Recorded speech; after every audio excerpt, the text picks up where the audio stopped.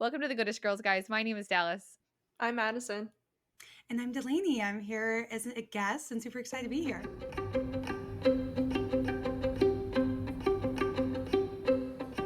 Yay! And if you do not know Delanie, she is on social media and she every day, I feel like, deep dives some sort of really fun, awesome theory between the entire Maasverse. So she covers Crescent City, Throne of Glass, and ACOTAR. And she has some very awesome thoughts. So she's going to hang out with us today. She's going to be here for our episode. As you guys know, if you've listened to our previous episodes, we are going to go take a guided tour through Crescent City, spoiler free. We're going to hold your hand through the whole thing. This week, we are covering chapters 39 through 44. So if you have read through those chapters, you are safe with us. Again, no spoilers, but once we are done with that, we are going to enter the house of theories and lore, and that's where Delanie is going to talk about all the fun thoughts that she has across the entire Maasverse, including Crescent City. So hang out with us if you'd like to. We will preface before we get in there that we are going into the spoiler area, as we always do, so you will know well in advance.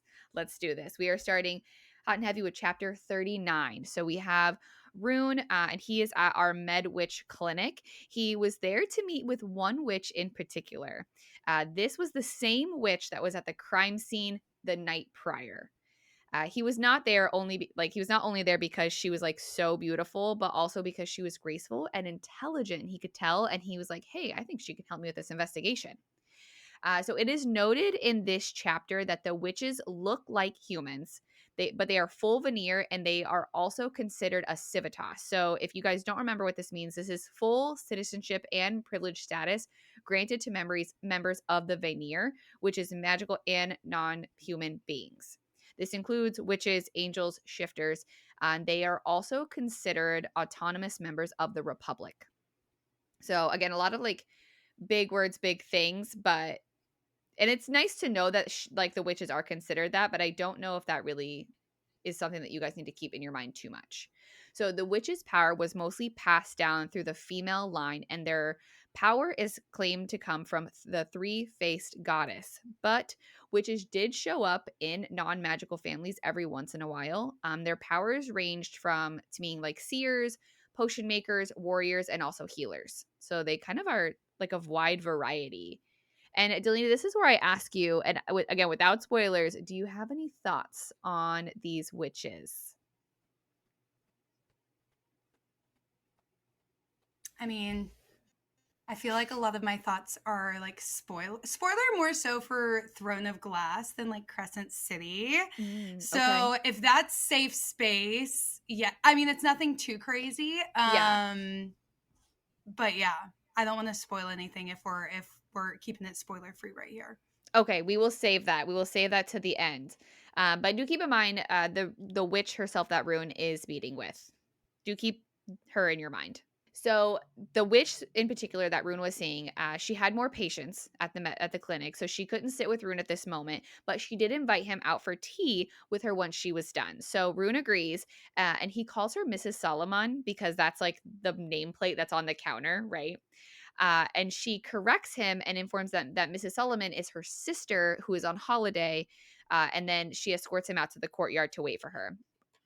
Bro is so engulfed in her scent and her look and everything about her that he forgets thoughts and words, like legit asking her name, which I thought was so funny. He's just like in this trance.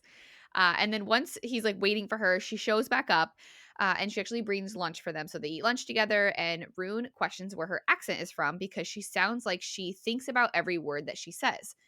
And she says that her tutors are from a very old area. So again, this witch in particular is someone I want you guys to keep in mind. So she's giving us a lot of like little hints of who she is. Rune gets right to the point and asks the question he needs her to answer, which is, can she think of a way a magical object might be repaired, even though like witches, fae, other magical beings have no luck with trying, maybe like to heal it? She asked if the object was made from magic or did it inherit its magical properties. We do know that it was made from magic and is rumored to only be used by those with starborn gifts. So we know, again, if you guys need a reminder, we're talking about the horn. So obviously the object that was stolen, that is broken and needs to be like healed or repaired to be used. Now, obviously she figures out that he's talking about the horn pretty quickly since he is Fae. He's talking about a magical Fae artifact. from the first wars, and he's being somewhat super like vague about it all. So she's like, I know exactly what you're talking about. She notes that no magic from any witch can heal this horn. Side note, though, Sarah is killing us again with the lavender. Like 100 chapters in this, like 100 lines in this chapter alone. She's like, the aroma in the air smelled like lavender, and she smelled like lavender. And if you have read all the series, lavender is all over the place in all these books, but this chapter specifically had more than most, in my opinion, which I thought was pretty funny. She notes that it is possible someone is treating the horn not as an artifact or like an object, but more as like a sentient or living being, to treat it and heal it. So maybe they are using new medical equipment like lasers or skin grafts or something like that to try and repair it. Rune does bring up that the ancient Fae claimed the horn can only be repaired by light that is not light and magic that is not magic. And he wanted to tell her that line and see if that made any sense to her at all, because it's like a really vague sentence. Unfortunately, nothing did come to mind for her because her training is from the old ways and her sisters are more educated in modern day things. He asked if her queen might have more information, and the look on her face was really grim, because if you guys remember, the old queen of the witches did pass away. So maybe the new queen, Hypaxia, might know what's going on. She says that Hypaxia is still in mourning, and will not be receiving calls or visitors or anything like that until the summit, when she is to be recognized as the new queen. Rune wants any excuse not to meet with that woman, because he is scheduled to be betrothed to her. If you guys remember that, way back in the beginning, the Autumn King is like, you're going to marry her. And he's like, I'm sure not. So he's like, okay, I won't be calling her then. Unfortunately, this issue could not wait until the summit, but the witch is unable to help anymore.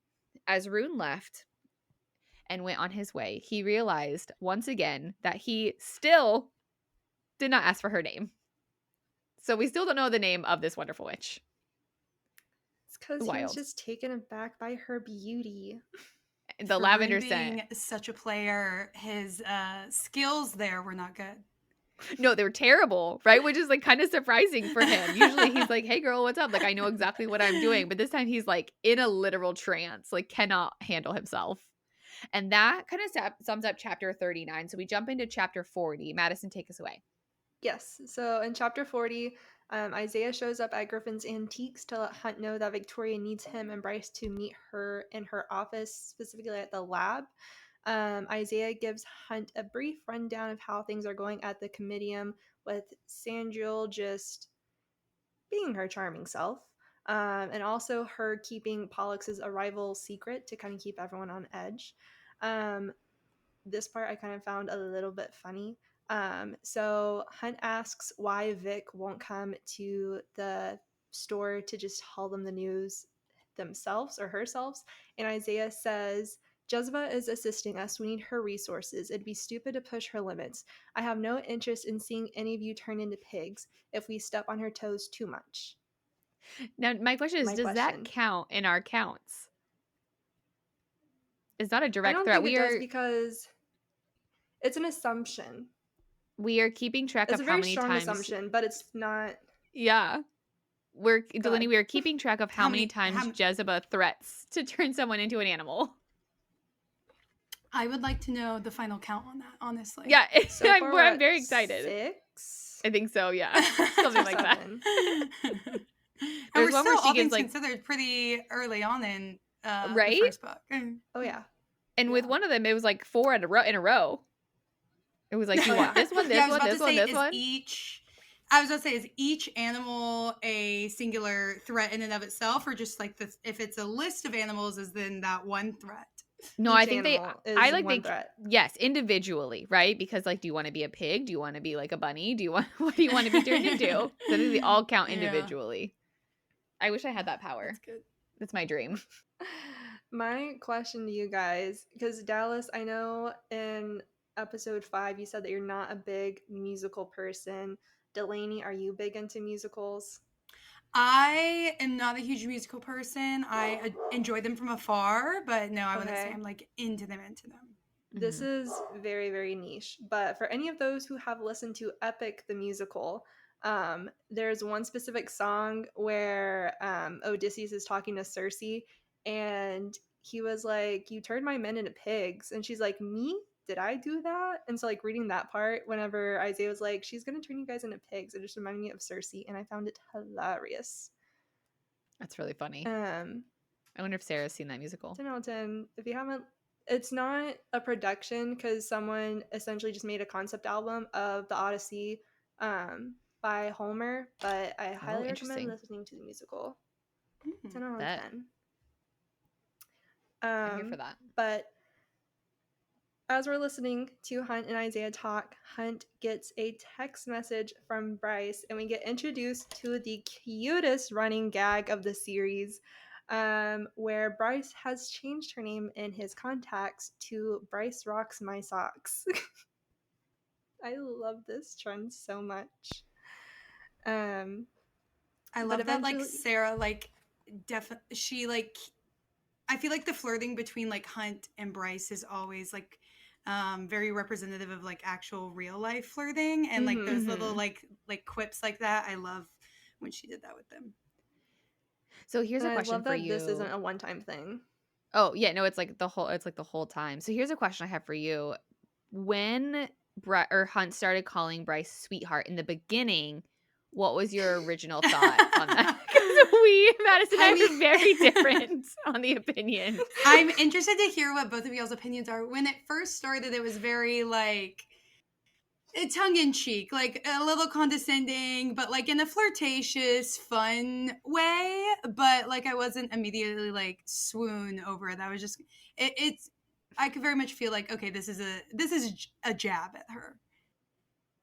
Okay, yeah, immediately in the very beginning, like, I was like, ew, I got the ick, and I love some Hunt Athalar. Like, he's on my t-shirts, like, I love him, but at first I was like, bro, and even there's a point where she's like, do not call me that.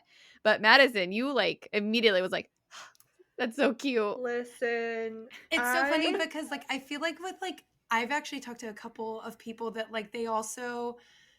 I have one friend specifically that really doesn't like that Hunt calls Bryce Quinlan. Like, she's like, I can't get behind the idea that your boyfriend is calling you by your last name. Like, that's such a, like bros, or, like, just, like, I mean, even, like, in sports, you know, like, you call each other by your last name, maybe with, like, a girl to a guy or whatever. But, like, she's like, it's so unromantic. She's like, it gave me such, like, a cringe, and she's like, to this day I, like, can't get over it.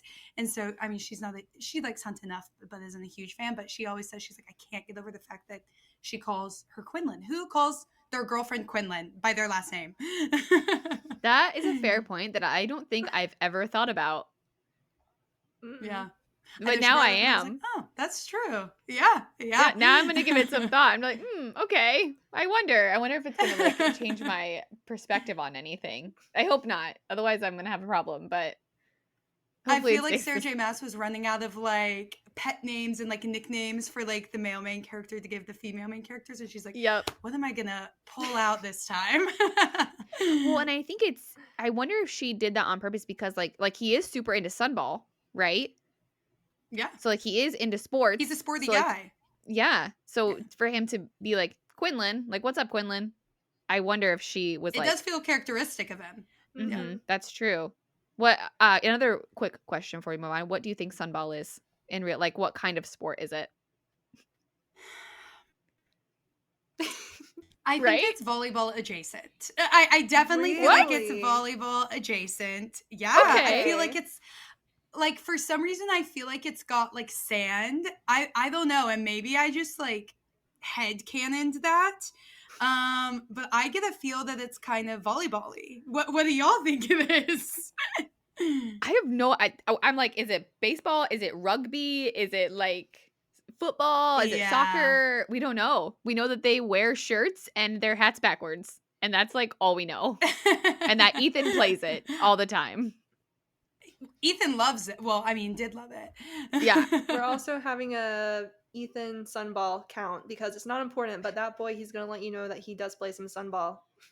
You cannot, while reading these books, you cannot forget that he plays Sunball. No. And that he was captain. Yes. He was captain. He was the star. So that's volleyball adjacent. I love that thought. That's so interesting. That is not what I thought. I know, I didn't see that coming. I'm here for it though. What a twist. One day maybe she'll just let us know. We'll see if she ever reveals what it is. Yeah. Sarah, if you ever listen to this one day in the future, please tell us what sunball really means, so we can put this to bed. But back to Bryce, Rock, and Hunt socks. They're essentially texting back and forth, have a little cute banter moment going on. But Hunt informs Bryce that they're going to have to leave to go to the comitium to meet with Victoria. Bryce isn't too thrilled about it, but we get some big flirting, big physical chemistry going on because she's valid. Like, I honestly don't know if I would fly with Hunt or Cassian or Azrael because I'm like, where's the safety harness aside from just your arms? Like, I don't know about you guys, but I would be like, you know what? Flying, fun in thought, terrifying in theory. I mean, they got big arms. But that's just arms, though. There's nothing else. There's nothing there. I mean, if they can take on the villains that they take on, I feel like they can carry me in a flight. Right. And they fly pretty fast. He was like, if they drop me, I feel like they'll grab me, right? Before it's too late. If I die out of a bat boy's arms, that's how I go. Okay. I feel like there is worse death. It's not the worst way to go. Yeah. No, like I'm off. Goodbye. Peace out. Like, R.I.P. Dallas. I'm okay with it. But I'm kind of with Bryce in this situation where Hunt has to bribe her to just take in the scenes. And he's like, I'll buy you a milkshake. And she's like, bet. So she starts looking around. But my beef with this little detail is, how are they seeing? Because if you think about it, in Fourth Wing, they have goggles whenever they fly. Whenever you read Harry Potter, specifically in the third book, Prisoner of Azkaban, whenever it's like the Quidditch scene and they're flying in the rain, they have goggles.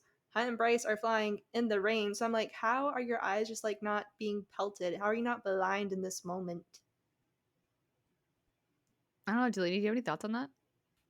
Yeah, I feel like that's one of those situations where SJM is just relying on us to just like accept it for what it is. Mm-hmm. Like, just like accept the fact that it's magical and they don't need goggles. Yep. Because they're like, it's one of those. Yeah, like there's just magic and they keep it out of their eyes. Don't worry about it. Like, it's one of those like points in her world that I feel like she's like, just don't think too hard about it. Yeah. That's fair. It goes into their fae box. It's in the box. Exactly. It checks. Magical fae. Yes. Can do. It's accepted. Overthinking's just my speciality, I guess. It's yours. You do a good job of that. That's why we have a podcast. Oh yeah. Oh my gosh. Buckle up. I have a theory that we visited like episodes past, but it's coming back this one because I need to know your thoughts because we have saving it for like you. Roughly this is like my die-hard like full chest theory, but we'll get there. Love those. Anywho, they finally do meet Victoria. They go over footage that she finds, and there's just the littlest hint of a Crystallos summoning happening. Just like Bryce and Hunt suspected, it's happening and occurring around these power grids, around these ley lines. Dallas, you'd be very proud of me because I used my map. Yay! I mean, I am proud of you. I'm not big at re-referencing maps, but they were mentioning how it was happening around the ley lines, how it didn't attack anyone, but it was circling Sabine's territory, and that it was last detected by the Rose Gates outside of Fyro. And so I was using my map to see where all of these things were happening and like how the distance was from one another that they're happening. But the whole time that Hunt and Victoria are talking, Bryce is essentially getting images back from whenever the pack was murdered. And to help comfort Bryce in this moment, Hunt does place a reassuring hand on Bryce's thigh, and his hand lives there until Victoria's like, cut it out. But I swooned. I like any little crumb of romance, I grab on to it and I hold on for dear life. So I was thriving during that scene. Girl's a heartless or like a hopeless romantic. I love, okay? Sue me. I'm here for it. Like You do even you, boo. like one of the biggest beefs I have with people is Dorian and Sorsha. I loved them so much. It was Really? very, That's very. interesting that you like loved them. Again, because any little crumb of romance, I hold on to it. And I stand by the theory that Sorsha for Dorian was Sam for Selena. I definitely think Sorsha was like the equivalent of Sam. We just didn't get as much As on much. Sorsha as we got on. Mhm. That's the thing. Like, I don't necessarily think Sorsha's a bad character. We just didn't get as much time with her, so she wasn't able to be as developed as much. But that's interesting that that's a ship you love. I just wanted my man to be happy. And he Well, was so I happy always with want her. Dorian to be happy. Yes, happiness for Dorian. I knew when her character came into play, I was like, red flag. Something's happening. A character is happy in the moment. This is not right. I was like The character's preparing for happy the and trauma. we're so early in the series still, like Yes. in perspective, like what's gonna happen here? Yeah, we're not to the last 100 pages, so I'm not gonna put my money in this couple right here. So sorry. I wanted to. I liked the thought of it, but no, absolutely not. I So loved chapter it, and I sure did cry. Oh, Madison. I just really wanted sweet. my boy to be happy because not only did like so many things happened at the end of that book and at the end of that relationship that I was not okay. I was sending a TED talk to my friend and I was like, you might be hearing me sniffling right now. Yes, I'm crying. No, we're not going to talk about it. You are not alone. That book scars, which is fair. That's fair. Yeah. Lots So of scars. chapter 41, Hunt and Bryce are in the apartment and Hunt is taking a moment watching basically Bryce drag Syrinx across the carpet to go outside so they can go home. But however, it is raining, so Syrinx is having none of it. Hunt then uses his magic to like essentially like envelop and float Syrinx all the way into his arms. Yes, please. Thank you. Yeah. Okay. Pick me up now. I'm ready. So when I read that. I love that Hunt has like cute little relationships with Syrinx and Lahaba, and that he like loves all of Bryce's little like, I mean, Lahaba's not a pet, but like loves her little like pets. Like it's like such a green flag of like a new guy that comes into your life when he's like vibes and is like sweet to your pets. Like that's good green flag. Yes, 100% a green flag, because when he meets Lahaba, he like gives her a little finger and she perches on it, and I am a diehard Lahaba fan. So like I'm like, you better be nice to Lahaba. She's the best. No joke. She's so cute. So Hunt in this time noticed that Bryce was limping, right, as they were leaving the gallery, and he is thinking about it because he was essentially the cause of it. But he also refuses to, like, he kind of takes back that sympathy that he has for her because she refuses to get help. So he like tucks that sympathy into a box. After dropping the Chimera off at home, they end up at the Rose Gate, noticing no hint or sign of the demon that was previously there. Bryce then points out a camera that got the blip of the demon, like that captured right on it. And Hunt asks if the demon left the city, but hopes that it is still local. Because if it left the city, it's like a big deal, right? Because then it's like extra far away. So there are a lot of places for it to hide outside of the city. But as they're like looking around, Hunt finally sees something on the other side of the gate, and he claims it's possible that they were wrong with the ley line theory. Yes, the ley lines are there and they do line up, but underneath all of those ley lines and streets are something that can hide things that are essentially a safe place for someone like Sabine to summon something and direct it where to go, which is the sewer lines. It's always the freaking sewer lines. In all the stories. Amount of sewers. Yes, always. Gross. Every time they got to go to the icky I don't area. think- So, Has like anyone in ever like gone into the sewers in ACOTAR? I don't There's think there always are there. sewers now that you I don't think there mention is. that. Book 6. That's true. Sewers, here it comes. Yeah, We here need we to get in go. the sewer. Let's conjure one up to the sewers.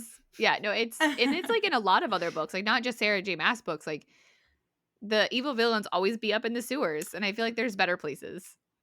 Okay, Feyre's never been in a sewer, but she did fight the Midgard worm with some gross sewer-esque situations in there. So Yep, close. close. Mhm. She's like, what can I make that looks like a sewer but is magical? Yeah. What is Yeah. sewer shaped but not sewer? Yeah. So wild. Ugh, I hate it. So as they look into the sewer, Bryce does try to get just Hunt to go inside without her, which same and fair. But Hunt is not going in because Bryce, he like doesn't want her to go in. He doesn't want to go in either. So Bryce hasn't made the drop yet, as we know. And he only had a few weapons on him. So also, if they found Sabine down there, it would be a rough fight because, again, he only has a couple weapons. Bryce hasn't made the drop. And Sabine is pretty powerful and she's pretty strong. So Bryce asked if he could use his lightning down there to protect them, which I feel like was at first like a good thought. But then he educates her on what happens when you mix lightning and water. And he's like, that's a no-go. So she learned that day. So they did not go in there. But Hunt was more proactive about having the 33rd get more cameras on the gate and the sewer entrances in case they catch anything on those cameras at all. And Hunt notes also that the sewers lead to the Istros River and that he does have a contact in the House of Many Waters that can possibly help them, which is one of those key important informations that you guys need to remember. So the Istros River, there is a contact there.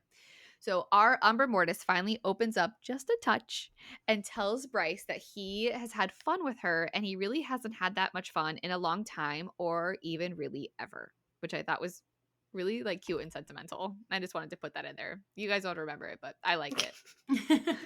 So once back at the apartment, it was time to get the like sewer off of them, essentially. Even just like looking in, it was really gross. So Hunt needed some new soap because his was gone. And she's like, oh, there's some extras like in the linen closet. And that is when he found something very serious and made Bryce panic. Girl like jumps out of the shower with just a towel on because he's like, what is this? What is happening? She's like, what's wrong? And he opens up his hand, and in his hand lay a purple glittery unicorn. And we finally meet Jelly Jubilee, and she is a unicorn Pegasus. We learned that when Bryce was little, her mother bought her the set, which included Peaches, Jelly Jubilee, and Princess Cream Puff. The best toys on the market, and everyone wanted them at that point in time. Bryce did eat Pineapple Shimmer when she was 6, so Pineapple Shimmer, may you rest in peace. No joke. She's like, they look really good, so I ate one. So this was the first time the other kids didn't make fun of her for being half fae, half human. And Jelly Jubilee was the rarest one on the market. And so this was the first time that she ever really felt like accepted. And so Hunt promised to never laugh at them again. Another green flag. I need a green flag to like wave around. I love the Jelly Jubilee that it's like such a fun little like childhood lore fact about Bryce, and it gives us like a little anecdote about her, and it's just like it feels like super like real because I mean it's because Crescent City is like so far in the future. There's just those like real elements like the texting, and now Jelly Jubilee, like everybody can connect with like that. Yeah, honestly, maybe not eating a Pegasus, but eating an eraser, like eating lip gloss, like whatever it is, like exactly. Yeah, everybody eats something weird at one point in time, so that's right. It is really relatable, right? Like I remember being like, everyone's wearing these jeans, like I want a pair of these jeans so that way like I can fit in with, like it's everyone wants to fit in with everybody else. So I fully get that, and I wonder if that was like Sarah looking on her kids and being like, this is what they're going through, or if she was like when she was little. Maybe that's how she felt at one point in her life. Or maybe it's neither one of those things and she just knows how kids are. But like it makes me curious to think about like how much of herself she put into like Bryce and her character. Yeah, for sure. So that wraps up chapter 41. That's a pretty good one. I think one of my favorite fan arts that I've seen of Hunt Athalar is him shirtless, towel, backwards sunball cap, but he has a teeniest, tiniest little jelly doobly on his shoulder, and it's the cutest thing ever. Oh my god, that's cute. I'll I have have to not send seen it that to you. one. I'll Yes, send send it it to to you. me. Don't you I want to worry. see it. Going into chapter 42, whenever we are on our way to meet Hunt's buddy from the river, we get a little bit of Merlore. So we learn from Hunt that no one ever visits the river court unless they specifically receive an invitation. The only way to get there is by submarine, and submarines only travel to and from the court once per day. So if you're not on that submarine, then you're out of luck. Or you have to have the autonomy to hold your breath and make it all the way down there. We also learn from Bryce, who had a roommate, or not roommate, but someone that lived in her dorm while she was in college, that could exist out of water. But whenever you are a mer, you have to make sure that you make it to the water within a certain time period. Otherwise, you risk your scales drying out, and then you're going to be stuck with the legs forever. But after we learn a little bit of mermaid lore, we meet a new character whose name is Therian. He is a friend of Hunt, and he is the captain of intelligence to the River Queen. And Homeboy is the biggest flirt. I saw someone make fan art the other day of all of the the Crescent City couples, and someone did one with Therian in it, and someone was like, "Who is Lucian kissing?" And I'm like, you know what? That's valid. Oh, That is no. very, very valid. I mean, I get the similarities. I mean, they both cute boys with long red hair. They weren't like, who turned Lucian into a mermaid? You eventually run out of hair colors, so That's true. It starts to get a little, especially with like fan art, sometimes it can get a little difficult to like find those distinctions, you know. Yeah, and I think she's used pretty much every color, like, oh yeah, in all the books. I love that. In between the flirting, Hunt's like, "Hey, let's get back to business," and he asks Therian if they've seen anything unusual or specific or suspicious, and he's like, "Nah." And Hunt's like, "Can you look for that?" And he's like, "Sure." So as they're talking, we do get a little brief introduction to Crescent City's postal service through the otters. Yay! And they're the cutest little things ever. And Hunt specifically makes a comment saying that he is surprised by their intelligence, given that they're just animals and that they are not shifters or veneer. And to that, I say put some respect on my little baby otters, okay? Because fun little animal fact, otters are one of the few animal species that know how to use tools, okay? So put some respect on my otters. The otters are the best. Honestly, if anyone could run that city, like if everything goes wrong, it could be the otters. And they're a keystone species too. So like otters, there's some serious players. It's true. Respect the otters. Agreed. If you learn anything from this chapter, is respect the otters. But eventually, after their meeting, Therian goes back to his court. He and Bryce are talking, and Bryce is asking how exactly he knows Therian, and Hunt reveals that he met him through a case involving murders, and unfortunately, Therian's sister was one of the victims. Bryce roughly knew of the case, but it was so top secret that it was never released if anyone caught the murder or what exactly happened. It was just known that it was taken care of. But she now knows that Hunt and Therian are the reason for that case being dealt with. She also reveals, as they're talking, Hunt asks why Bryce wears Danica's jacket, and she says it's because Danica used to leave her things in Griffin Antiques all the time, and she was afraid that if Sabine had it, that she would throw it away. And then they also bring up the quote, "Through love, all is possible," and we learned that that is actually something that the Oracle told Danica, so that was at her reading. But just like the jacket of Danica's is specific and special to Bryce, we also learn about Hunt's sunball hat that he wears a lot. And he says that that sunball hat is the first thing he bought with his first paycheck whenever he moved to Lunathian. And to him, it is essentially a symbol for a new normal. And I thought that was so cute. That is so cute. I have a question for you, Delanie. There on the jackets, Mm-hmm.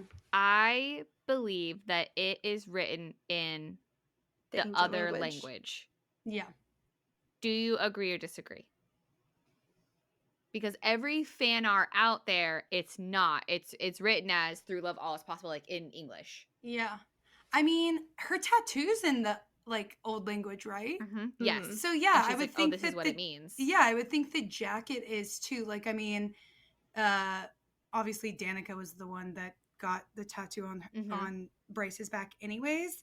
And so the fact that this was also Danica's jacket, that I don't know if she DIY'd it, I don't know if she got someone to embroider it, I don't know how she got that phrase on there, but I can only imagine that she did it in the old Fey language as well.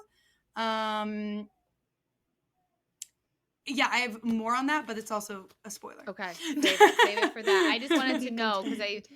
and it's something that I don't think a lot of people think about either. Like, Yeah, I never really every like thought about it, but yeah, like now that you say it, I would assume it's in the old language. Yeah. yeah, I would like to know what that looks like. Like, I feel like it's something that's like a puzzle piece missing in my brain from this Yeah. series because you're like every time you see it online, it's always in English and you're just reading it.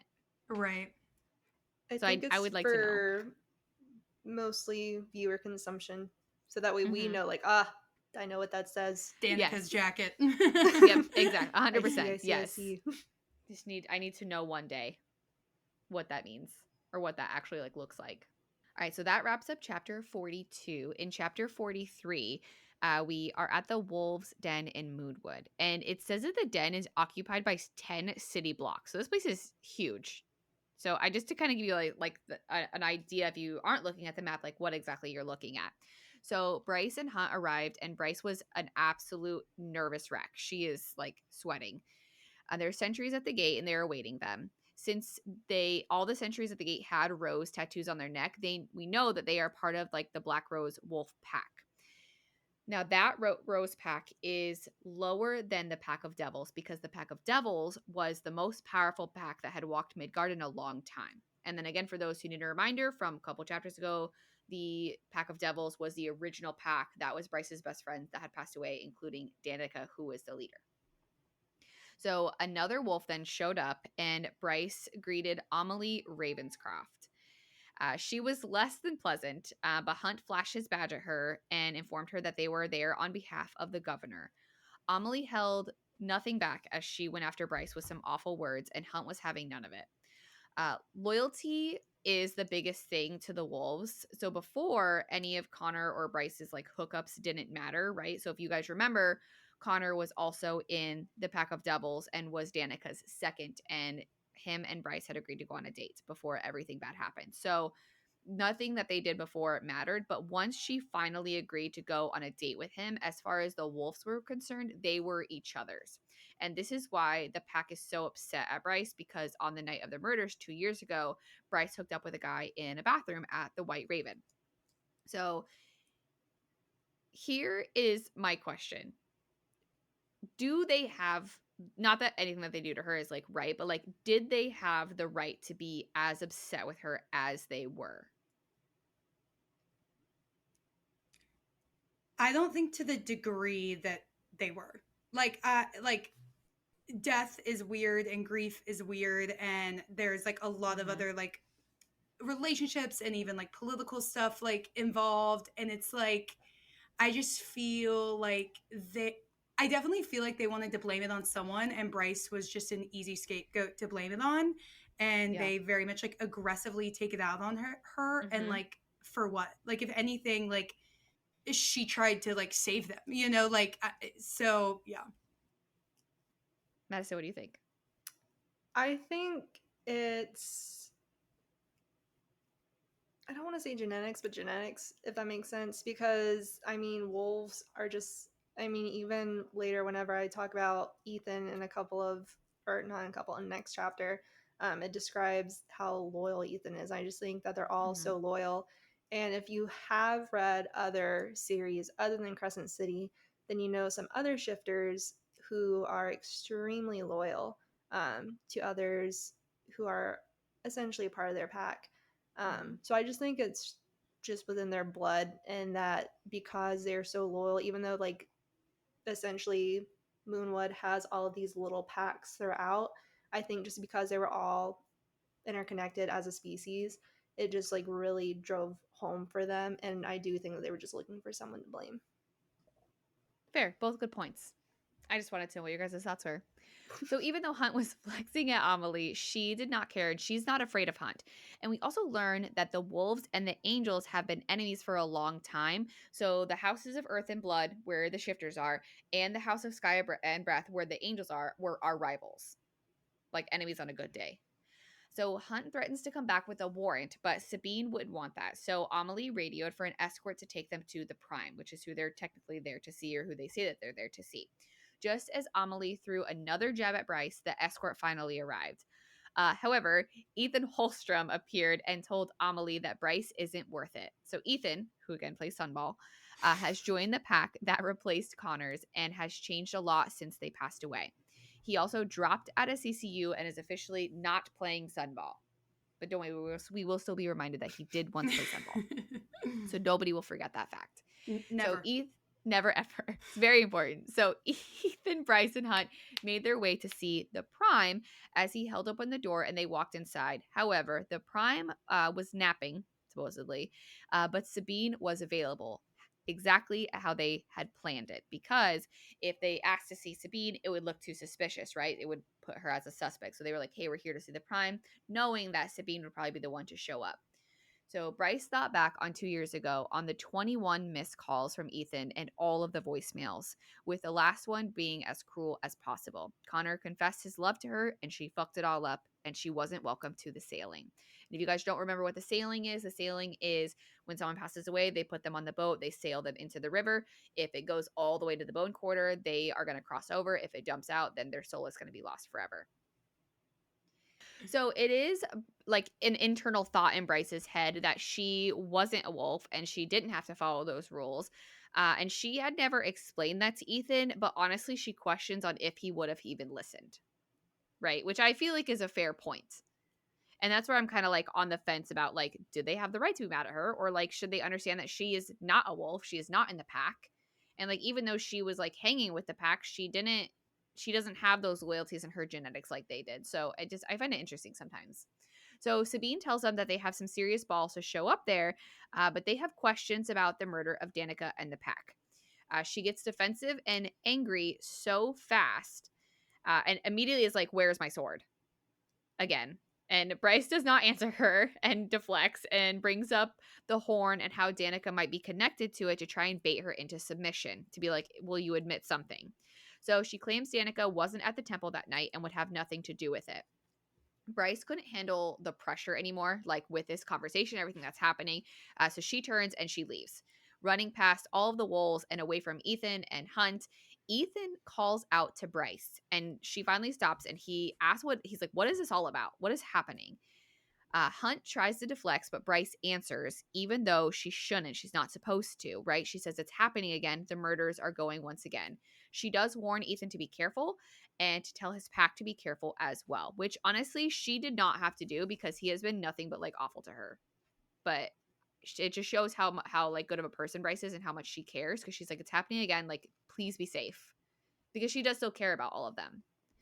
So as she was leaving, she does actually run into the Prime, who has the eyes just the same as Danica's, which I think hurt her so much more. So she says nothing and bolts out the door, and she runs right out the gate. As she was running, Ethan reminded her she never deserved Connor and that Sabine wanted her dead. And this was like one more final sign that Sabine was still the prime suspect. But like, can you imagine her being like, this is all happening again. You need to be careful. Your pack needs to be careful. And he's like, you didn't deserve Connor. Wild. Like, Like, bro. now, time and place. Honestly, like, you know what? Ethan, you can feel that way. Like, whatever. Time and place. Like, she's trying to help you out. Like, she's trying to make sure the same thing doesn't happen to you. Like, yes. You can see this girl is literally crumbling in front of you. And she's like, please be safe. Like, please take care of your people and your pack. And he's like, you didn't deserve her. Like, he's just like Stop. blinded by like his loyalty and like blinded Yeah, by and his like rage. yes. And honestly, like at this point, correct me if I'm wrong, I'm pretty sure like Ethan and Bryce hadn't talked like since then. So I'm sure this was one No. of this is one of his first, if not the first opportunity he's had Yep. to talk to her. And Mhm. so he's been holding this in, thinking about it, just like ruminating on it. And he's like, okay, now's my time. Here we go. Yeah, here's the one thing I get to say to you. I'm going to make it mean. Like, Yeah. okay, bro. That's Calm down. fine. Yeah. So that wraps up chapter 43. So now we are in chapter 44. I was trying to find it in my notes because I'm pretty sure it was this chapter. She's looking through the Bible. I'm looking The through my Crescent City Bible. I know. I have a stack of them back behind me. Right. The other day, she was like, we were recording, she was like, everyone pull out your Crescent City Bibles. Okay. Because I was going to read, instead of like retyping the entire quotes, I'm like, if anyone would like to follow along, pull out your Bibles to chapter this, page this. It does feel that way when I'm like making my videos. I'm like, this page, open it Yes. up. I do feel that when I watch your videos. I love them though. One time somebody did say, they were like, why? And they said it like in a funny, joking way. They were like, why is it giving like church youth group? And I was like, honestly, that checks out because like I grew up in church youth group. Like, welcome to my Maasverse cult. Welcome. You are the leader and we are the following. No, for real. I can't. Oh, wait, just kidding. Haha. Okay, so another reason why I think that they were kind of lashing out at Bryce and really chose to go after her is because essentially, like, even though it took Bryce forever to agree just to get pizza with Connor, again, sweet baby boy Connor was sending her all of these messages saying how, like, you're the only one that I want, and I've like waited so long to be with you, and I can't wait to just like treat you special and all that jazz. But essentially, even though Bryce is not a wolf, they still viewed her as a mate, or his mate essentially. So on, if you want to pull out your Crescent City Bibles, on page 418 in the third paragraph, whenever she's talking about not responding to Ethan, it says she'd never written back, never sought him out, hadn't been able to endure the thought of facing him. Seeing the grief and pain in his face, loyalty was the most prized possession of all wolf traits. In their eyes, she and Connor had been inevitable, nearly mated, just a question of time. Her hookups before hadn't mattered, and neither had his, because nothing had ever been declared yet. So I think that's another reason why they're like big mad at Bryce, because again, even in here it says that loyalty is such a strong trait and such a strong belief that they have, and the fact that like even though Bryce wasn't a wolf, but they still viewed her as very wolf adjacent. Just gonna put that out there. Yeah, and I get it. Like, part of me does get it, but at the same time, it's so frustrating because I feel like it puts pressure on her that does she even realize that pressure was on her in that moment, right? 2 years ago. I think she did, but it was still in the sense of, because we did have this argument in episode 5 that we recorded where she was sick and tired of people putting her with these strong and powerful males, and Connor was a big, strong, and powerful male. It even said in previous chapters that if Danica didn't exist, he would be alpha of the pack of devils. So I think it was just her just kind of like brushing it off, being like, I don't need this man. I'm a single, independent lady. So I think it was just her rejecting it in a sense. That's fair. All right. I don't know. I don't think I like it. I'm letting it sit, but it gets worse. I get the ick whenever I think about it. Ugh. Again, I just love love, but it's fine. This romantic. All right, chapter 44. Chapter 44. Sarah does not give a content warning for this chapter, but I will. Just in case you were reading the book and this is a chapter that you decided that you needed to skip just for your mental health, because mental health does matter. During chapter 44, we are going to briefly talk about potential self-harm or attempts at self-harm. So if that is a trigger for you, and if you have not finished the rest of Crescent City, Throne of Glass or ACOTAR, after chapter 44, we will be going to the House of Theories and Lore. So if you feel like that this is a time that you need to hop out of the podcast, again, remember, protect your mental health. That is the most important thing. But if you are okay, and if you have read chapter 44, and if you would like to continue on with us, that's what we're going to dive into next. So after they meet with, or they don't meet with anyone, they're kind of just bombarded by the pack at the gates. Hunt and Bryce are talking about everything that occurred there. Bryce is essentially annoyed and is saying, well, if essentially we think Sabine's the person that is doing all of this, why can't we just arrest her? And Hunt is going into how delicate the situation is just because of Sabine's titles, that if she is the prime suspect and if she is the person doing all this, then they have to be really meticulous in how they do it.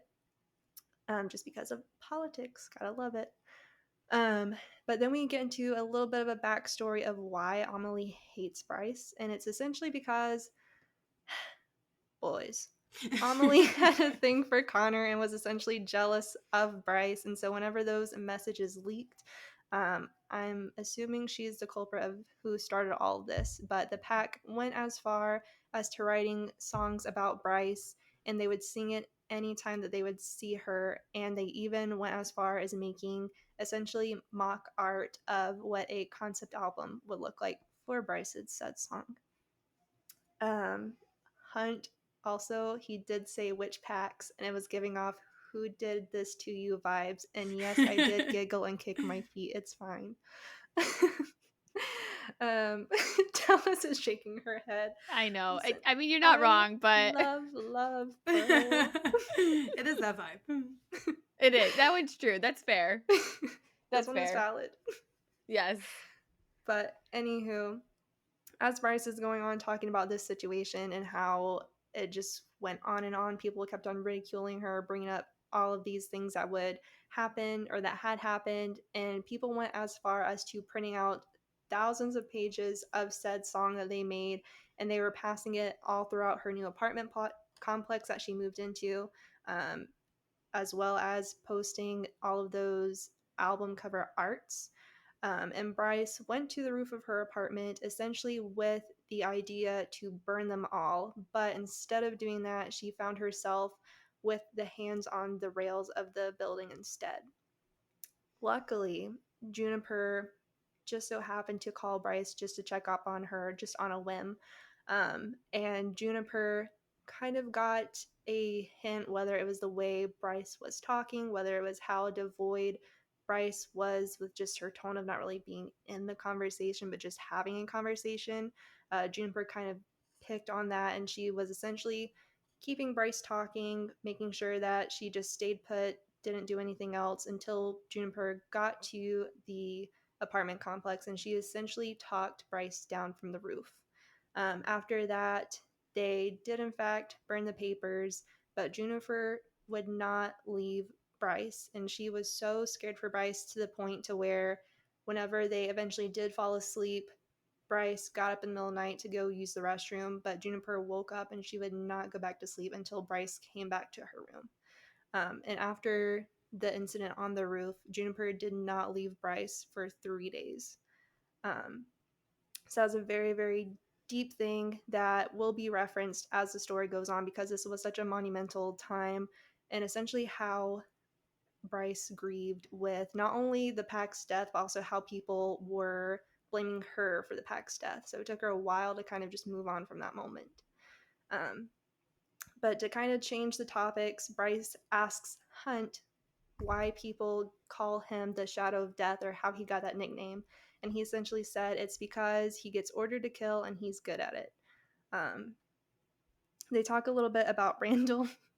And I also saw fan art of Randall the other day, and it was not how I pictured Randall. Have I seen Twilight? No. However, do I picture Randall as said dad from Twilight? Yes. What? Really? I don't know why. I pictured him more Wait, like why to George what? Clooney. Yeah, no. I don't know Or like why. something like that. I don't know. My brain just picks the weirdest examples, and it went with Dad from Twilight. I think his name's That's Charlie. so His name is Charlie. Okay. hilarious. All right, Delanie, where do you land on that one? I need to know. I think I'm gonna land closer to George Clooney. For some reason, I don't know if I just came up with this in my mind. I always saw Randall as like darker skinned, like black hair, like tan He is olive in skin. fact African American. Okay, heck yeah, I was Oh, okay, closer. okay, For some yeah. reason, I was like, closer. Charlie. Ooh, Oh. I'm trying to think of like who I would. Okay. Yeah, definitely not the dad from. I did not get dad from Twilight vibes. Maybe it's because he was a dad and And he he's knew very guns. like dad vibes, like Yes. Very dad vibes. you know, like Yes, that's fair. And if people in this like I feel like our generation, especially this year, 2025, we are swooning over him. Like I don't know if you guys have seen that online lately, but like the girls are just loving Charlie? him. Yes. I've I seen have a not little bit of it. I've seen a little Yeah. bit of it. I have never read or watched Twilight, but the amount of random Charlie thirst traps I find, I'm like, I don't know There's a how lot. this brick got here, but It's because you're in the book world. They assume you're Probably. gonna like it. Yeah. It's like, hey, you should look at this. Look at this man. I mean, and I feel like Twilight's coming back down. They're bringing out like new covers and things like that. So that I Mhm. feel like it's fair. I feel like it lines up. I have never read it. I did watch it until the baby, and then I was like, I don't think I can watch. I forced my husband to watch it for the first time ever, maybe like 2-3 months ago. Oh, like so recent. And I hadn't seen any of them since like I was like when they first came out, when I was like in middle school, high school. Yeah. And so it was kind of it was a refresher for me, and they are so tough, but it's one of those that it's like so tough to watch, like you're having fun. You're like, oh my gosh, this is ridiculous, but this is like so good because it's so ridiculous. Yes, Mhm. that's fair. I watched Jaws 3 for the Oh boy. first time in my life. My friend had a Jaws baby shower. Wow. It was What a really theme. cute. It was like baby shark is on the way, like all Cute. ocean theme. Like we watched Jaws. It was really funny, but I was like watching it and I was like, what's happening? What are they doing? And then everyone's like, you've never seen this? I was like, no, like I've I feel never like seen it. I'd never seen it. I know one of the characters that is like in it in person, but I never went and watched it. That's crazy. Hunt is talking about Randall because he's a big fan. And not only did he see the photos of Randall and Ember in his guest room, but also they had gone to the gun range where Bryce was very impressive. And so Hunt was essentially asking if Randall taught her everything she knows, and Bryce is like, sure did. Randall taught her how to use rifles, handguns, knives, swords. She even had to physically fight Randall in order to prove that she knew enough about self-defense to be able to go to CCU. And then Hunt asks Bryce if she ever had to use a gun out of practice, and Bryce kind of hesitates, but she said, when I had to, and kind of just leaves it there. But we will be picking that up later in the book. So if you were wondering what she meant, you will get an answer. After that, Bryce has to go to work because Jezebel says, hey, I got this meeting coming up soon. You need to take care of it. If you don't, boom, another animal threat. So I think we're at 7 or 8 now. But essentially, Bryce doing her thing in Griffin Antiques. She doesn't want Hunt to go in just because Jezebel will be there, and she's like, she's gonna be mad if you are here. So Hunt is chilling on the roof. But as he's waiting, he is rewatching the footage from the night that the pack died on his cell phone, and he's kind of seeing it in a new light now. So as he's watching, like Bryce with the leg from the table chasing after the Crystallos, he's now seeing the training that Randall had instilled with her. He looks out towards the bone quarter from the roof, and we kind of get a little bit of some bone quarter lore. So Hunt says that no one knew what went on in the sleeping city, if the dead roamed through the mausoleums, if reapers patrolled like kings ruled. If it was merely mist and carved stone in silence, no one flew over it, no one dared. But Hunt sometimes felt like the Bone Quarter watched them, and some people believed that their beloved dead would communicate through the oracle or through cheap psychics. So the Bone Quarter is kind of a big mystery to everyone in Crescent City. No one really has an answer. The only way you get over there is through your sailing. Um, we also learn from Hunt that we knew that Bryce did not go to the sailings, but Hunt is also now familiar with that. But Sabine was there, and the only sailing that she did watch was Danica's, and everyone was holding their breath just because eventually, after the pack died, the audio and the video of Danica begging not to be killed was leaked, so people were assumed that she was guilty of something and that her boat would be tipped. So Sabine stayed and watched Danica's sailing and would not leave until she made sure that her boat passed through the gates. But after Danica's sailing, Sabine did leave. She did not bother to watch the rest of the pack, which I found that very odd, especially if you're wanting to be the next prime apparent. Then you would think she would have more respect for all members of the pack.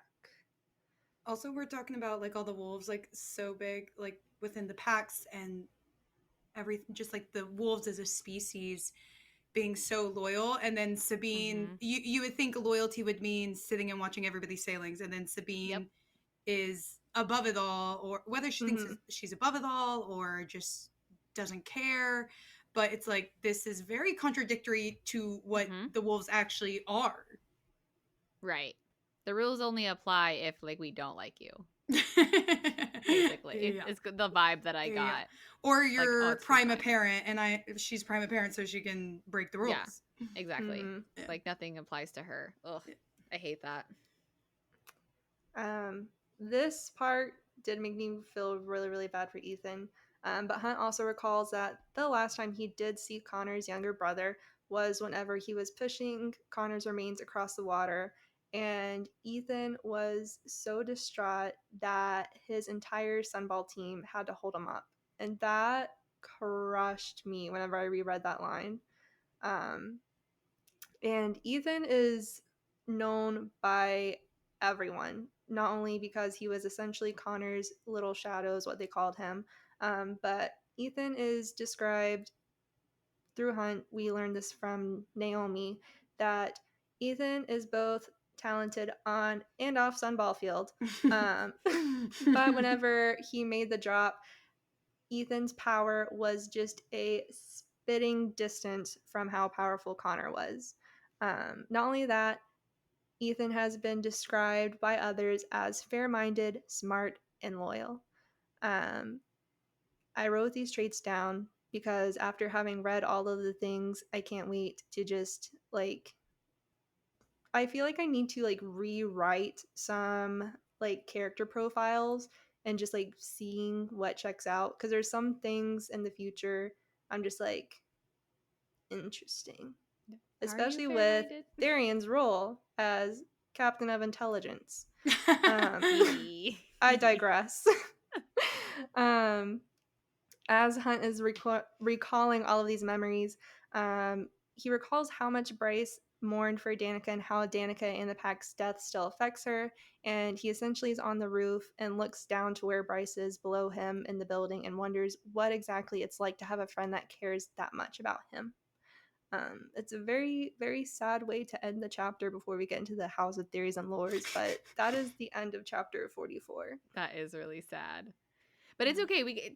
This is not like a happy book all the time, right? Like, it's okay to end on a sad note, I think, and it does, like, leave, I think, our listeners with a lot to think about and a lot to, like, process still in these chapters. So as you guys read the next set of chapters, we'll pick it right back up. So again, guys, this was your guided tour through Crescent City. So if you are not wanting any spoilers, please pause here and then come back to it once you are done with the Crescent City series and the Maasverse as well. Because especially because we have Delanie here, we are taking the opportunity to talk about all things, all the theories, all the questions that we have. So if you are not sticking around, we'll see you guys next week. If you are sticking around, welcome to the House of Theories and Lore. We are going to talk about everything. I'm so excited. Okay, so we have questions. Delanie, and we're just gonna ask you, and I'm kind of gonna just give you Perfect. the floor, and you just. I feel like I'm gonna watch like a real life, like social media video that you post, just like in real We'll time. hope I have the answers on all the questions. So. No, it's gonna be great. It's gonna be great. And you had a lot of things like that you wanted to talk about as well. One of the ones that I wanted to bring up before we get into all the other things is I want to go back to the witches. Oh yeah. So no, I mean, Yes. like, I definitely feel like the witches from this world are like from the Throne of Glass world. Also, just the fact that they're like worshiping the three-faced goddess, and Mm-hmm. the fact that like we know in the Throne of Glass world that like so many healers like have kind of witchiness like to them, or like witchy blood in them. And so it makes so much sense to me that in this world that the witches are healers. Like it feels like those like two kind of like worlds like finally overlap. Mm-hmm. But it is also an interesting thing to think about when the healers have the power to, you know, rid someone of Vogue infiltration, yet witches are part Vogue. So it's interesting Mm-hmm. that those two have like come together now in this world. But yeah. Wild. I Yeah, no, I have a just wanted to note know on your that. thoughts. Yeah, I definitely think they're Throne of Glass related, but yeah, I didn't want to Mm-hmm. toss that in there just in case. Agreed. I'm trying to find my note because I love that you mentioned that the witches are Vogue in the Throne of Glass world, because in our last chapter, when we record it, they're talking about the Witch Queen and whatnot, and Rune, and they're all asking if the Witch Queen would be like maybe testing out her magical abilities as they're finding out about the Crystallos being summoned. And whenever they're thinking that it's Briggs and the human rebels, they're like, well, they're going to need a veneer. And someone says, proposes that it could be the new Witch Queen and that maybe they have a witch on their side. And they say that a witch wouldn't do that because they are loyal to the Asteri. And I'm trying to find my notes, but I couldn't find it exactly. But just kidding, I just found it. It's in chapter 34. So they're saying they would need a veneer's help, maybe a witch summoning the Crystallos. And then Rune says, unlikely a witch was involved. They only obey this theory. They've had a millennia of unbroken loyalty. So I think that, and I have seen theories like this circling around, that the Asteri are essentially a form of Vogue or like Vogue royalty. So I 1000% like think Asteri and Vogue come from the same world. Like I think I know a lot of people think that they're the exact same like species. I don't think they're the exact same. If you go to like in House of Flame and Shadow, when we have our scene with Vesperus, when she recalls and kind of gives the history of her world, how it was once lush, and then they took all the like power from the land and they ran it dry, and then it turned, you know, black and bleak and gray and all these things. Her story and the way she like recalls the series of events is the exact, like to a T, the exact same way Maeve recalls the history of her world, in multiple different areas. And when the spiders recall it, like in Tower of Dawn. So to me, the Asteri homeworld and the Vogue homeworld is absolutely the same place. Like I definitely think those are the same, but I do think that they have like evolved into two different species essentially. And I always have had this theory that like because they also both Maeve and Vespers mention a war that like that happened in their homeworld. And I think essentially what happened is like there was the Vogue, who are black and evil and demony, and then the Asteri that are stars and bright and angel-y, you know, kind of like the two like the dichotomy situation of light and dark. And I think like they both wanted to big bad in those two separate ways. They came up with two separate ways to, you know, the Vogue would infiltrate the body, where the Asteri steal the power like from the people when they like give, you know, their like power. So they both like came up with like different ways to big bad, and essentially went to war about like their different like philosophies of life and living. So I do think that they're from the same world, same like come from maybe the same like overarching tree of species, but I don't think that they're necessarily like the exact same. But yeah, no, I 100% think they come from the same world and have some ancestral similarities. Mm-hmm. Ooh, that's fair. I had, and it's interesting to think about like that there is maybe this other. There's obviously was this other planet that existed at one point in time, and that maybe they were, like I said, different species over there, rather than thinking that they were all the same over there, and then as they Right. went into the different worlds, they then evolved. Mm-hmm. Yeah, they always could have been like different.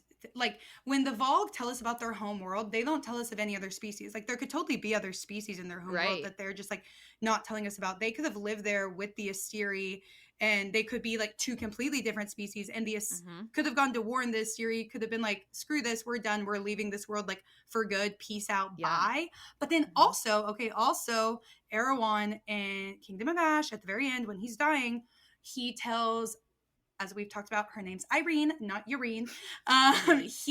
Erewhon tells Irene that like back in his homeworld, there are people with her power, but they use it for great destruction versus creation, but they can use it for destruction and creation. Like they can do both.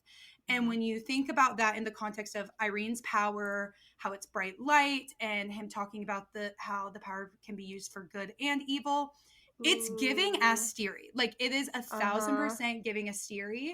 And so I think when he talks about that species from his homeworld, I think he's talking about the Asteri. And that also then begs the question of like, okay, so healers have similar powers that kind of fall under the umbrella of Asteri magic. Okay, that opens up like a whole other can of worms and implications. Also then, to take it all the way back, would make sense why the witches who are healers in Crescent City are loyal to the Asteri, because they have similar magic, if that is the case. So. That is so interesting. I feel like whenever I was doing my reread, I was kind of picturing or like comparing Hypaxia to Irene, because Hypaxia talks about how different her tutors were and how they believed in different things. So I, in my head, kind of feel like that they might be, or they might have studied at the tower, and like that is where their knowledge originated from. And whenever you look at fan art of Hypaxia, she is depicted almost very, very, very similarly to Irene.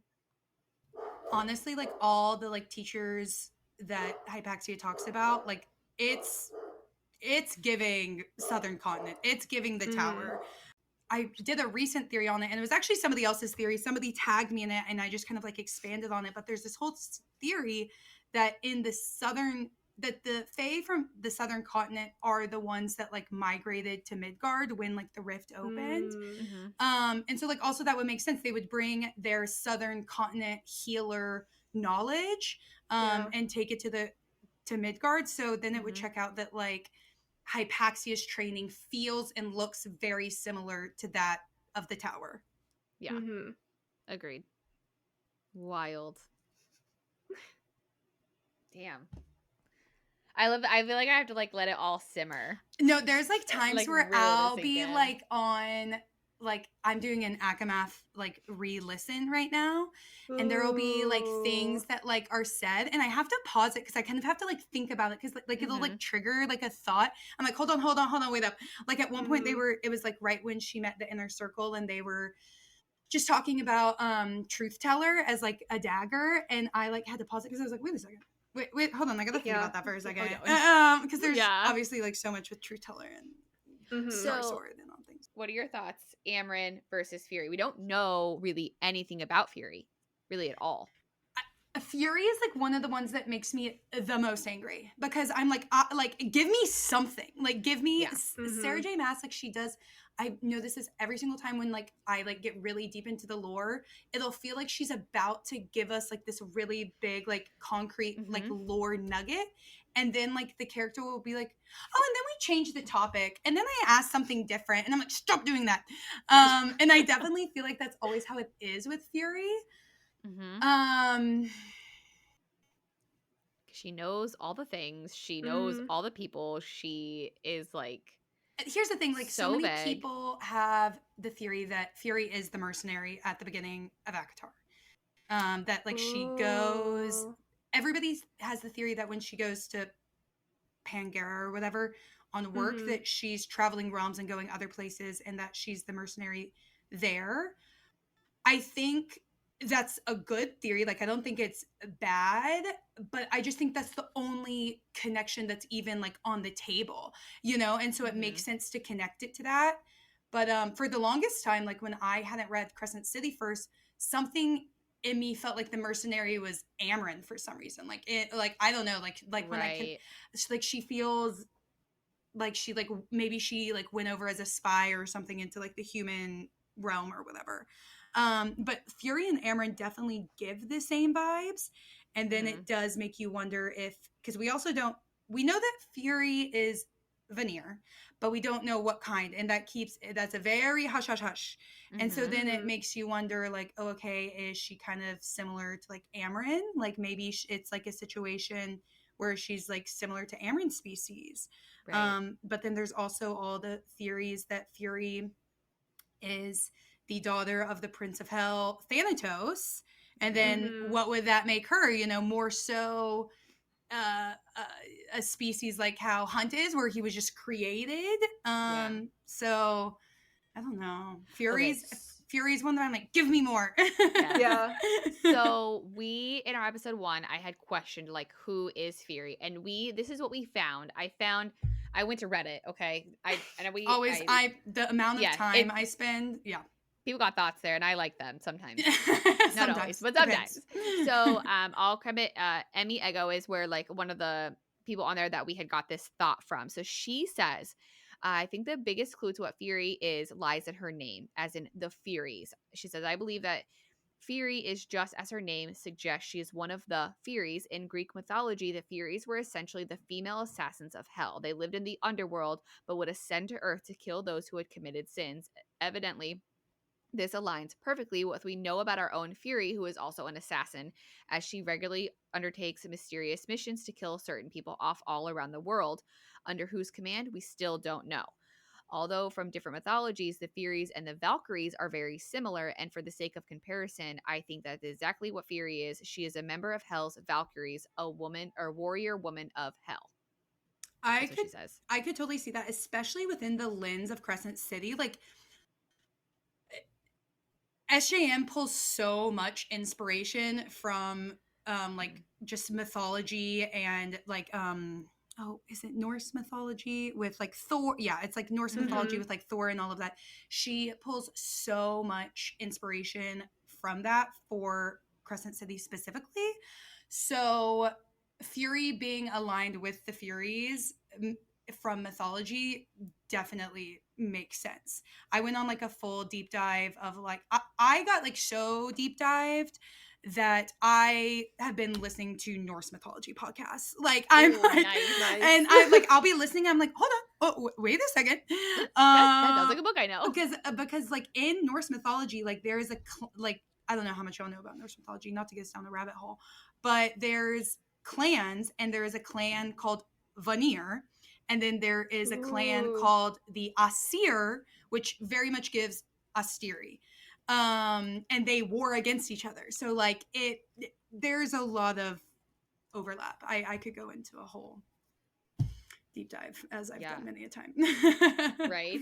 No, I really wanted to ask you that one. I should have put it in the original questions, but I was like, no, I need to know what her thoughts are for sure. So what else? So you had one that you had wanted to talk about, which is the Underking. Oh my God.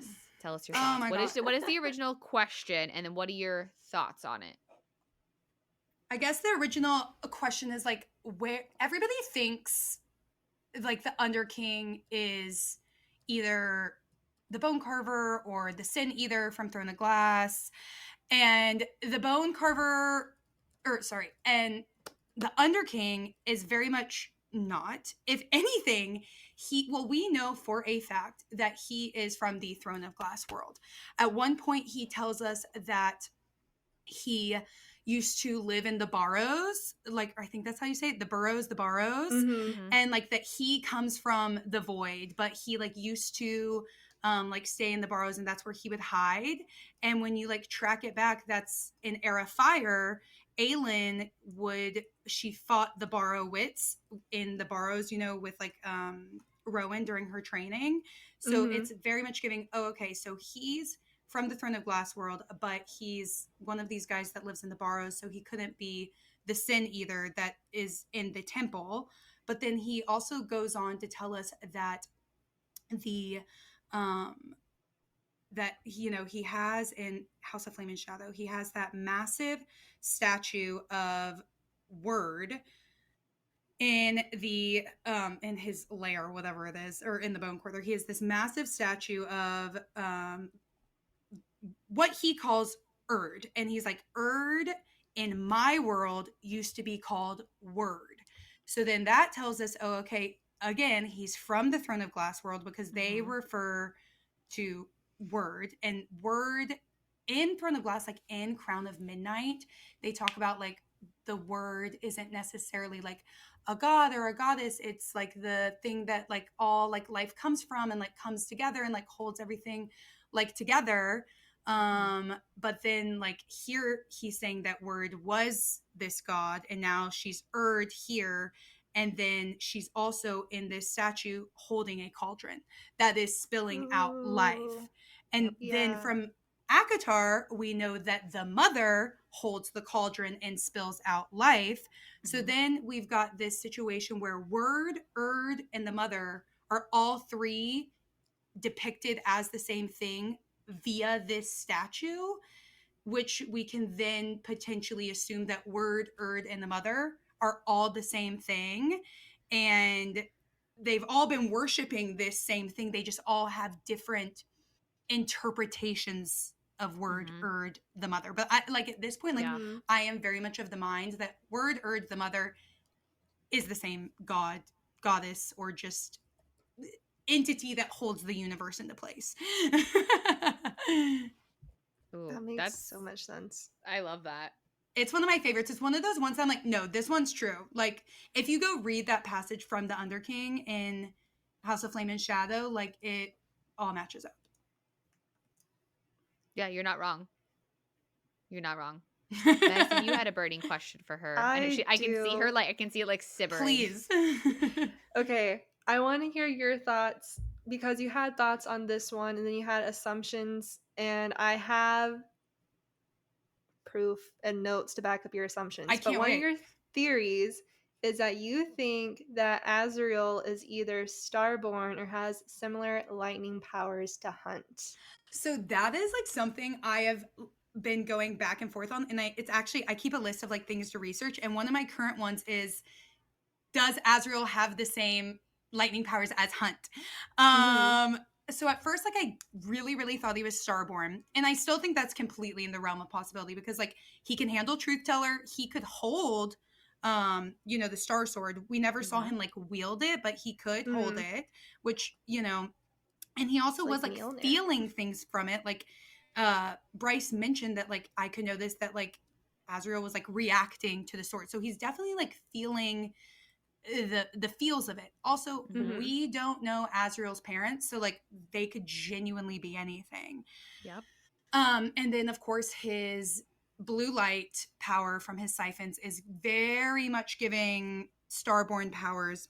But then as I was reading back, like, I always come back to the scene where they fight Vesperus because there's so much good stuff in there.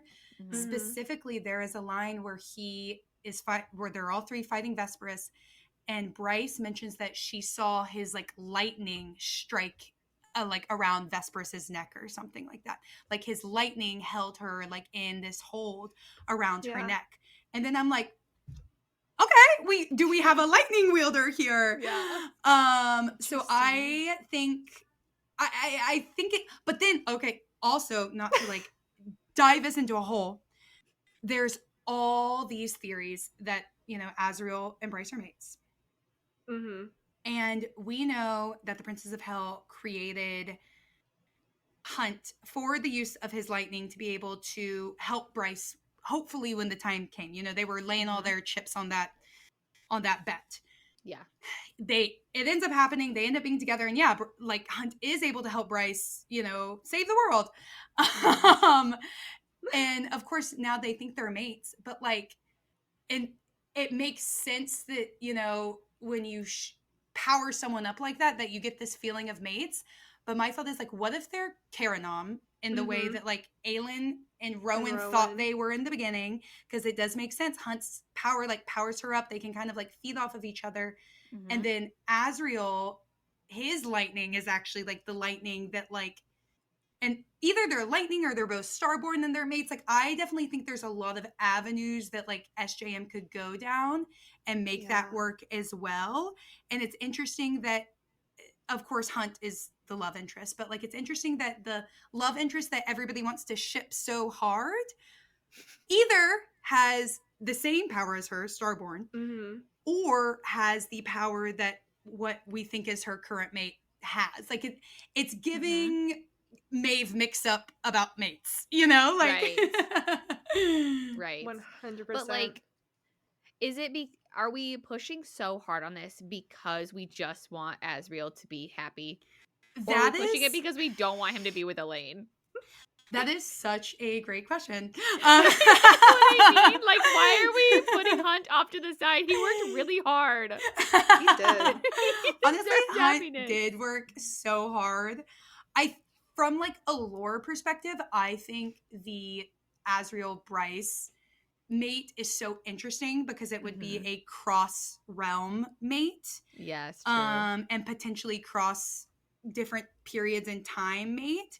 So I think that would be really interesting.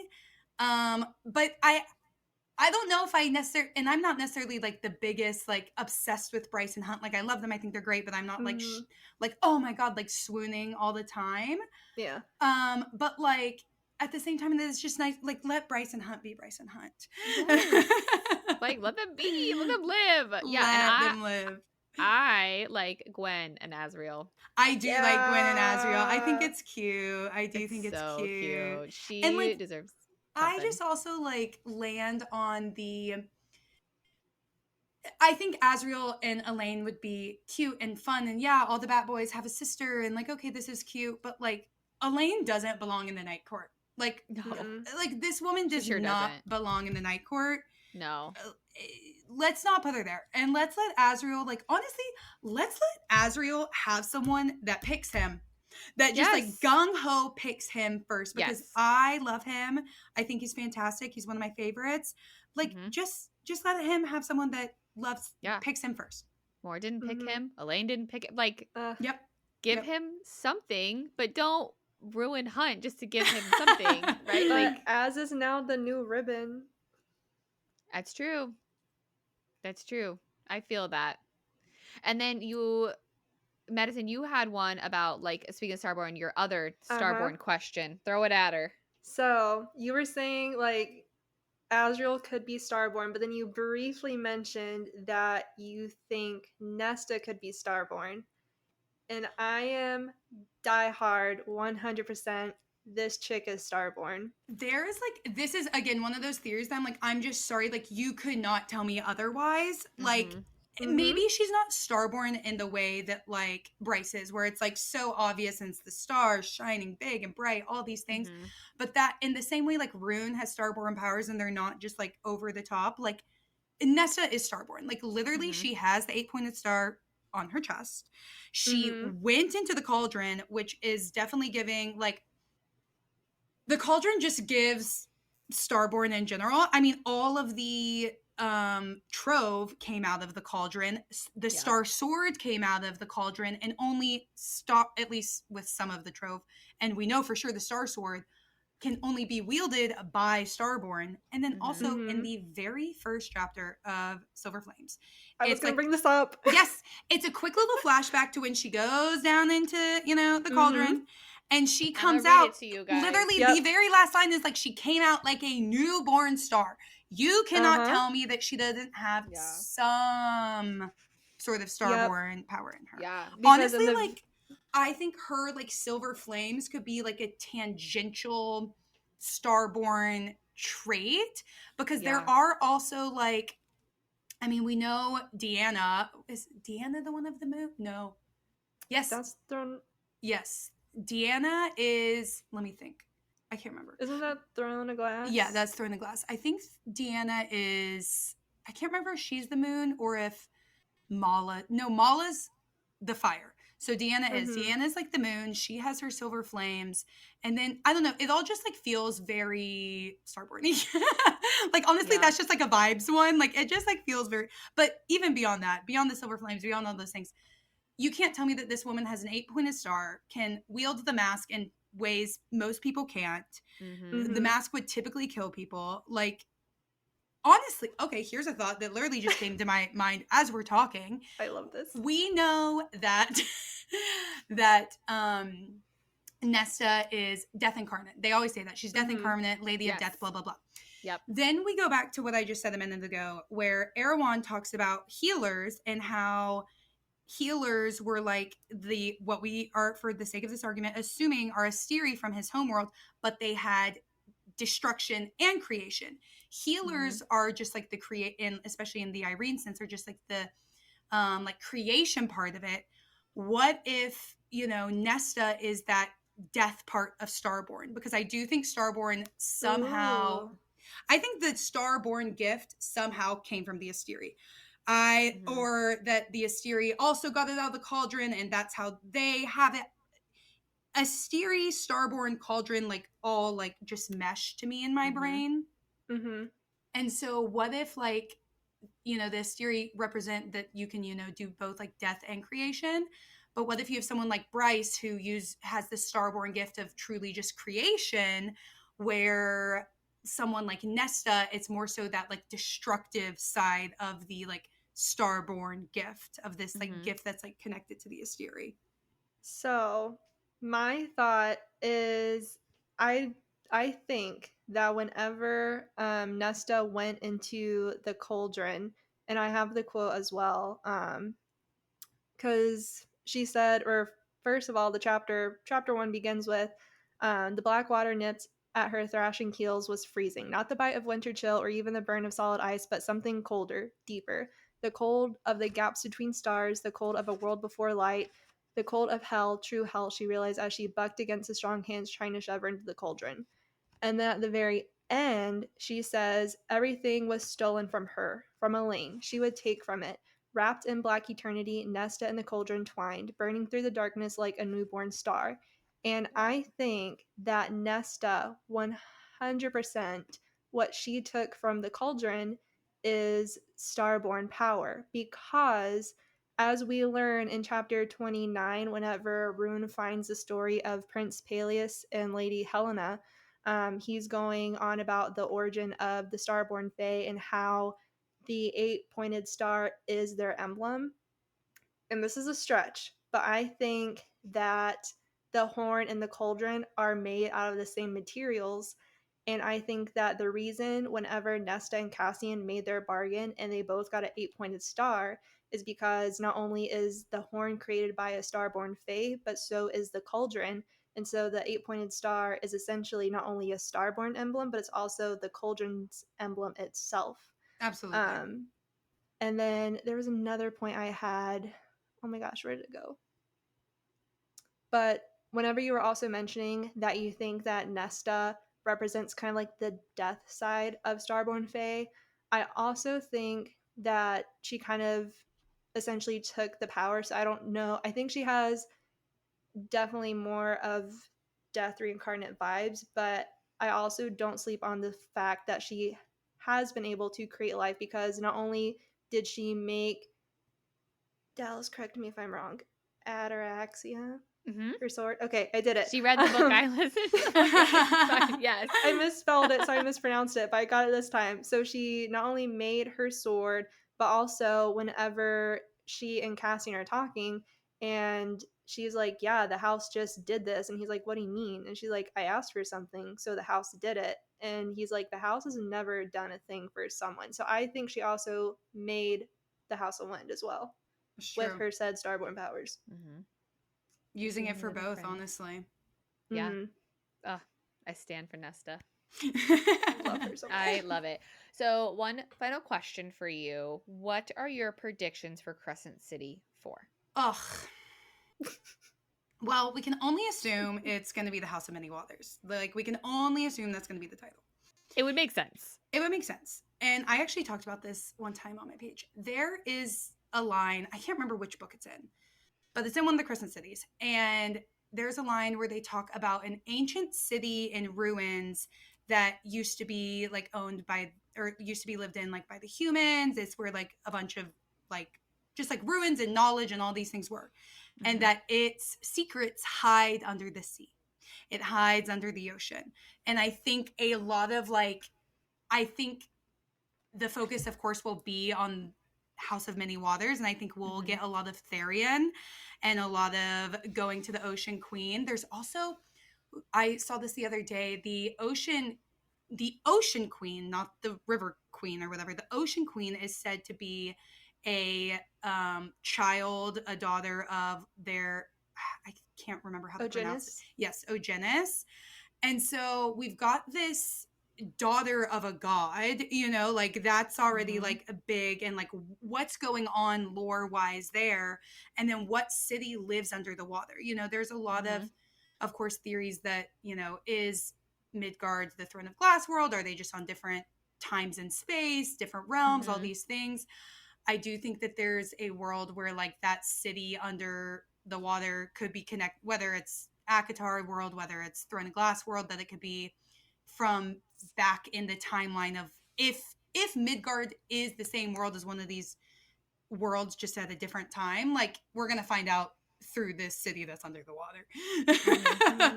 Like Right. I like if it is Parthos, like we're gonna find out at this point. But I do think it's gonna be a lot of lore in that sense. And I really hope we find out who's under the water, but I do think there will be a Mhm. lot of Therian. Do you think they're gonna lose I- power? Like power, Because like the Assyria are gone, right? Like right? so, and that was technically like everyone giving a piece of their light when they make the drop to power everything. So like, do we think that they will essentially be taken a step back and there will be no electronics and there will be none of that kind of stuff that we are used to seeing and that they are used to having? That's a good point. I honestly hadn't thought about that. We can only hope that they, I feel like SJM would write it in that like scientists figure out a way to power everything. Put it in the Fey box. Yeah, put it in the box of it works. Don't think too much Yeah, about it. don't worry about it. But if she took the route of they don't have power, that could be super interesting because then they could also take it. It would kind of force everyone to live in the world that like Avalon lives. You know, when they go to Avalon, Mhm. there's very little electricity. There's not really electronics. It's just kind of like Yeah. Fey light. Mhm. So it could take like the Valbaran continent. It could take them back to that kind of like time space. Would be interesting to see a situation where Bryce is in this Crescent City trying to function without electricity in the way that she has it now. So that could be a very interesting like writing angle that would be fun to see. Yeah. No, I agree. Oh, there's some good topics. This is great. I had a good time. I always love chit-chatting about it. Yeah, any day of the week. Yes. Madison, was there any other final questions that you wanted to ask Delanie while we have her? I feel like I had a comment, but I can't remember it. I'm gonna remember it in the middle of the night. There's so many theories that I'll be like thinking about, and then I'll like forget to write it down, and I'm like, it'll come back to me. I'm like, it'll pop back up in my brain. Yeah. Otherwise, it wasn't that important. Yes. Every time I forget something, I'm like, it must not have been important. Oh well, it's fine. Move on. Awesome. Well, thank you so much, Delanie, for hanging out with us today. This was so much fun. hopefully we'll have you back on the podcast at a future Yes, this time. was so much fun. I loved talking all about it. It's fun to dive into all the theories. Yes, Somebody all will the listen to me. Yeah, we will listen. We listen to you. Our listeners listen to you. So Love thank it. you guys for hanging out with us with the House of Theories and lore and your guided tour through Crescent City. Again, my name is Dallas. I'm Madison. And this was Delanie. Oh, I can say it. Yeah, and I'm Delanie. Oh, God. You're hilarious. That's super cute. Oh. I'm obsessed.